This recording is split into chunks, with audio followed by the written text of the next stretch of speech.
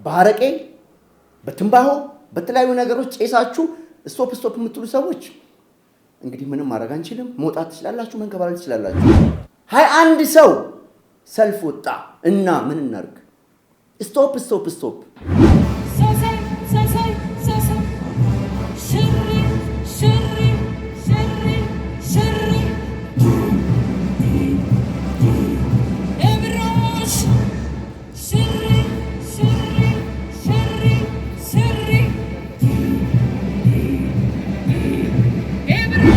ይሄ ስርዓት በስቶፕ ወይንም በዳውን የተቋቋመ ስርዓት አይደለም። ይሄ ስርዓት በደንብ ተደርጎ ተቆፍሮ አሸዋ ላይ ሳይሆን በደንብ በጠንካራ አለት መሰረት ላይ የተጣለ ስርዓት ነው። ስለዚህ እድሜ ልክን ስቶፕ እያልክ ትዞራታለህ እንጂ ምንም የምታመጣው ነገር የለም። እኔ ነገርኳችሁ። እኔ ብቻ ስልክ ደውዬ እዛ ደቡብ አፍሪካ ያሉ ጓደኞቼ አሉ። በጣም ተጽዕኖ ፈጣሪ ጓደኞች አሉ። እኔ የተወለድኩበት ከተማ የተወለዱ የዱራሜ ልጆች፣ የሽንሽቾ ልጆች፣ የሆሳና ልጆች፣ የዶየገና ልጆች፣ የሙዱላ ልጆች፣ የሆሳና ልጆች ማአት አሉ። ዝም ብለን እኛ ስልክ ደውለን እስኪ ውጡና ለእኔ ቪዲዮ ላኩልኝ ብል ደቡብ አፍሪካን ይኸውልህ እንዲህ ያደርጉታል። በቃ በሰልፍ ብቻ ማለት ነው። ሞቅ ባለ ያብቹ ፎቶግራፍ ምናምን ይዘው ግን አስፈላጊ አይደለም። አንተ እድሜ ልክህን እየጮክ ትኖራታለህ። ከአዲስ አበባ ድርቆሽ ላኩልኝ፣ ወጥ ላኩልኝ፣ እንደዚህ ቁሌት አምሮኛል ምናምን ከችጋር ውጭ ምንም የምታወሩት ነገር የለም። አውሮፓም አሜሪካም ያላችሁ ግልጹ ነው የምንነግራችሁ። በቃ ምንም የምትቀይሩት ነገር የለም። በቃ እያንዳንዷ ነገር ማለት ነው እያንዳንዷን ነገር አሳክቶ ነው የመጣው። እያየት ነው አይደል? እንጆይ ሲያደርግ ሲያቅፉት ሲጨብጡት ምን ሲሉት ከዚህ ሌላ ምንም ነገር የለም። ኢትዮጵያ ማለት የሁሉም ኢትዮጵያውያን ሀገር ነች። የሁሉም ብሔር ሁላችንም በእኩልነት የምንኖርበት ሀገር ነው ይሄ ሀገር። ከዛ ውጪ ማንም የበላይ ማንም የበታች ሆኖ አይቀጥልም እዚህ ሀገር ላይ። ስለዚህ የበላይነት የሚባለው አስተሳሰብ አፈር ድሜ ገብቷል። አለቀ። ይሄንን ዋጠው ወደድክም ጠላ ማለት ነው። እናንተ የምትፈልጉት ስርዓት እዚህ ሀገር ላይ በተአምር አይኖርም። በቃ በተአምር ማለት ነው። እየሳኩ ነው ብራይት ጨርሻለሁ። እኔ በላይ ደውዬ አብቹ የመጣ ስለሆነ እስኪ አሸብርቁ ብላቸው በሺዎች የሚቆጠሩ ልጆች የኢትዮጵያን ባንዲራ ይዘው ይወጣሉ። ትክክለኛውን የኢትዮጵያ ባንዲራ አሁን እኛ የምንጠቀምበትን ማለት ነው ኮከብ ያለበትን ባንዲራ ይዘው ይወጣሉ። የኢትዮጵያን ባንዲራ ማለት ነው። 21 የሻዕቢያ ደጋፊዎችና የጃውሳው ደጋፊዎች 21 ሆነው ይታያሉ። በ21 ሰው ጠቅላይ ሚኒስትር አብይን ለመቃወም የተወጣ ሰልፍ በ21 ሰው። ሰላም ጤና ይስጥልኝ። ክቡራትና ክቡራን የኢትዮጵያ ድምፅ ቤተሰቦች በያላችሁበት እናንተና ለጠቅላላ ቤተሰቦቻችሁ የተሟላ ሰላምና ጤና እመኝላችኋለሁ። በላይ መንገሻ ነኝ ከአዲስ አበባ ኢትዮጵያ። ክቡራትና ክቡራን ኢትዮጵያውያን እዚህ ጋር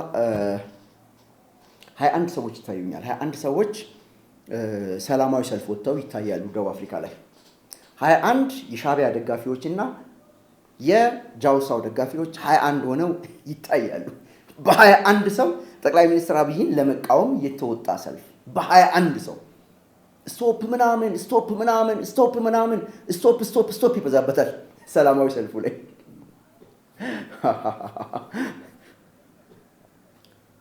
እኔ በላይ መንገሻ ማለት ነው ጠቅላይ ሚኒስትር አብይ ደቡብ አፍሪካ እንደሚሄዱ ይታወቅ ነበር አይደል? እኔ ራሴ ደውዬ ማለት ነው ደቡብ አፍሪካ የሚገኙ የከምባታና የሀዲያ ልጆቼ ውጡና ቢቹን ተቀበሉ፣ ሞቅ ደመቅ አድርጋችሁ በደንብ አድርጋችሁ ደግፉት ብዬ ብደውል ማለት ነው።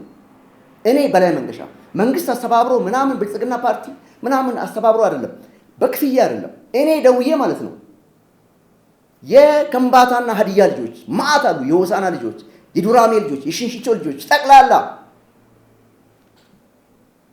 የሾኔ ልጆች ምናምን ማአት አሉ፣ የሀዲያ ዞንና የከምባታ ዞን ልጆች። እነሱን ውጡ ብላቸው ማለት ነው። በሺዎች የሚቆጠሩ ልጆች የደቡብ አፍሪካ ጎዳናዎችን ያጨናንቃሉ። እርግጠኛ ሆኜ ነው የምነግራቸው። እኔ በላይ ደውዬ አብቹ የመጣ ስለሆነ እስኪ አሸብርቁ ብላቸው በሺዎች የሚቆጠሩ ልጆች የኢትዮጵያን ባንዲራ ይዘው ይወጣሉ። ትክክለኛውን የኢትዮጵያ ባንዲራ አሁን እኛ የምንጠቀምበትን ማለት ነው ኮከብ ያለበትን ባንዲራ ይዘው ይወጣሉ። የኢትዮጵያን ባንዲራ ማለት ነው። 21 ሰው ሰልፍ ወጣ እና ምን እናርግ? ስቶፕ። መጀመሪያ ይሄ ስርዓት በስቶፕ ወይንም በዳውን የተቋቋመ ስርዓት አይደለም። ይሄ ስርዓት በደንብ ተደርጎ ተቆፍሮ አሸዋ ላይ ሳይሆን በደንብ በጠንካራ አለት መሰረት ላይ የተጣለ ስርዓት ነው። ስለዚህ እድሜ ልክን ስቶፕ እያልክ ትዞራታለህ እንጂ ምንም የምታመጣው ነገር የለም። እያንዳንዳቸው ለይታችሁ ብታዩ የሻዕቢያና የፋኖ ደጋፊዎች ናቸው። አለቀ። ስለዚህ 21 አይደለም 44 ሆነ ብትወጣ 44 ሺህ ሆነ ብትወጣ የምትቀይረው ነገር የለም። በቃ እና የደቡብ አፍሪካው የስቶፕ ሰልፍ አይደለም በእናንተ ስቶፕ ዳውን በእናንተ አይደለም። የወያኔ ሰዎች አውሮፓና አሜሪካ በተሽከርካሪ በእግረኛ አስፓልት ላይ በመንከባለል አቧራ ላይ በመንከባለል ሬንጅ ላይ በመንከባለል በረዶ ላይ በመንከባለል ሪከርድ ሰሯል በዓለም ላይ። ውጤት ግን የለም። ውጤቱን ታውቀዋለህ። ውጤቱን እያንዳንዱን የጁንታ ኃላፊ የጁንታ አለቃ ግማሹን በሰብልዬ ተንከባክበን አምጥተናል። እነ አቦይ ስብሃትን አምጥተናል። ታውቃለህ አይደለ? ውጤቱ ያ ነው በቃ።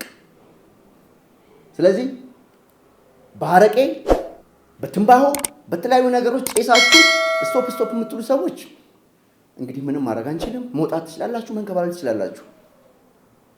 አቢቹ ደግሞ ኢንጆይ አድርጎ ነው የመጣው። አይታል በቃ ይሄን ሁሉ ፎቶግራፍ እኔ ስለ አቢቹ ምን ብዬ ልንገርክ?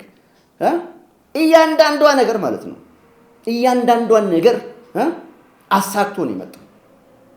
እያየክ ነው አይደል? ኢንጆይ ሲያደርግ ሲያቅፉት ሲጨብጡት ምን ሲሉት ከዚህ ሌላ ምንም ነገር የለም።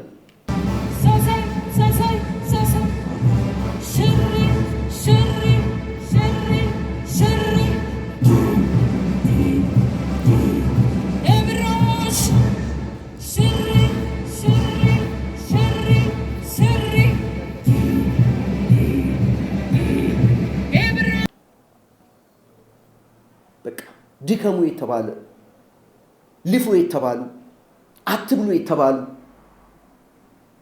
የአባታችን ቤተ መንግስት በሁለት ቀን እንገባለን ያሉ በቅዠትና በምኞት ብቻ የሚኖሩ ድኩማን ነገም ሰልፍ ሊወጡ ይችላሉ። ምንም ትርጉም የለው። ሰልፍ አይደለም ጎርፍ ብትሆን ማለት ነው ምንም የምትቀይረው ነገር የለም። ስለዚህ የኢትዮጵያ መንግስት በየትኛውም ዓለም ላይ ቢሄድ በሰልፍ የሚብረከረክ በሰልፍ የሚናድ በሰልፍ የሚርድ ስርዓት የለው ይሄ መንግስት። ስለዚህ እኔ ነገርኳችሁ። እኔ ብቻ ስልክ ደውዬ እዛ ደቡብ አፍሪካ ያሉ ጓደኞቼ አሉ፣ በጣም ተጽዕኖ ፈጣሪ ጓደኞች አሉ። እኔ የተወለድኩበት ከተማ የተወለዱ የዱራሜ ልጆች፣ የሽንሽቾ ልጆች፣ የሆሳና ልጆች፣ የዶየገና ልጆች፣ የሙዱላ ልጆች፣ የሆሳና ልጆች ማአት አሉ። ዝም ብለን እኛ ስልክ ደውለን እስኪ ውጡና ለእኔ ቪዲዮ ላኩልኝ ብል ደቡብ አፍሪካ ነው እንዲህ ያደርጉታል። በቃ በሰልፍ ብቻ ማለት ነው። ሞቅ ባለ የአቢቹ ፎቶግራፍ ምናምን ይዘው ግን አስፈላጊ አይደለም። ስለዚህ በ21 ሰው ታግለ በ21 ሰው ጮኸ ያመጣው ለውጥ ምንድን ነው? አቢቹ እንደው ንጉስ ሆኖ ነው የመጣው። ነግሶ እኮ ነው ደቡብ አፍሪካ ላይ ነግሶ። በርካታ መሪዎች በሰልፍ ነው ሲያገኙት አንዱን አናግሮ እስከሚጨርስ ድረስ ሌላኛው እዛ ቤንች ላይ ተቀምጦ አግዳሚ ወንበር ላይ ተቀምጦ የሚጠብቀው ሁሉ አለ። ይሄ ነው መሬት ላይ ያለው እና እኛ ምን እናድርግ ታዲያ እንዴ? ያለ ከአማራጭ መደመርና መደመር ነው። በቃ ምንም አትከራከር። በቃ ካሁን በኋላ 30 ዓመት ልትቃወም ትችላለህ። ከ30 ዓመት በኋላ ምንድን ነው የምትሆነው? ከ30 ዓመት በኋላ ደግሞ አሁን ይሄ እናንተ የምትሳደቡትና ዳውን የምትሉት መንግስት ልጆች ህፃናት ልጆችን ከትምህርት ቤት ጀምሮ በሚገባ በኢትዮጵያዊነት ስሜት በሀገር ፍቅር ስሜት እየኮተኮተ እያሳደገ ነው።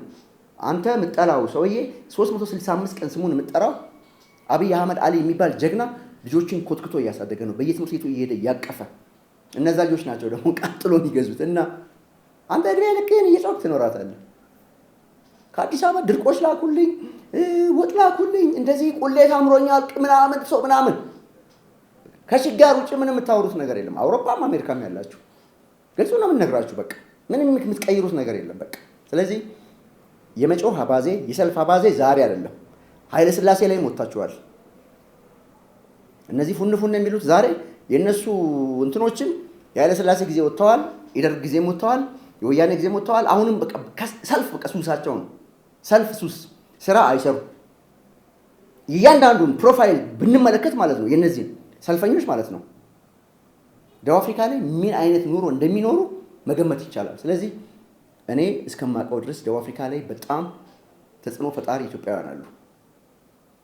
ሰልፍ እንውጣ ካሉ ደግሞ ማለት ነው ሰልፉን እንዲህ አድርገው ልዩ አድርገው መውጣት የሚችሉ ልጆች አሉ። ይሄን አውቃለሁ። አስፈላጊ ከሆነ አሁን ራሱ አብቹ ከመጣ በኋላ ራሱ አሁን ኔክስት የሆነ ቀን ውጡ ብንላቸው በሺዎች የሚቆጠሩ ኢትዮጵያውያን ድጋፍ ሰልፍ ይወጣሉ የኢትዮጵያ መንግስትን ደግፈው። ስለዚህ ችግር የለብንም። የሚያሳዝነው ነገር ግን እድሜ ልክ በሰልፍ ስትኳትኑ፣ እድሜ ልክ በሰልፍ እየወጣችሁ ስትንከባለሉ ምናምን ታሳዝኑናላችሁ። እናንተ የምትመኘዋት ኢትዮጵያ የለችም ካሁን በኋላ እርግጠኛ ሆኜ እናገራለሁ። የድሮዋን ኢትዮጵያ የድሮ የጭቆና ዘመን የድሮ የኛ የምትሉት ነገር ምናምን የለም። በቃ እሱን እንዳይመለስ አድርገን በደንብ አድርገን አስወግደነዋል። ስለዚህ የመንጫጫት መብትህ የተከበረ ነው። ምንም ማድረግ አንችልም። ክቡራትና ክቡራን ልሰናበታችሁ ነው። ኢትዮጵያ በልጆቿ ታፍራና ተከብራ ትኖራለች። ኢትዮጵያ ማለት የሁሉም ኢትዮጵያውያን ሀገር ነች። የሁሉም ብሔር ሁላችንም በእኩልነት የምንኖርበት ሀገር ነው ይሄ ሀገር።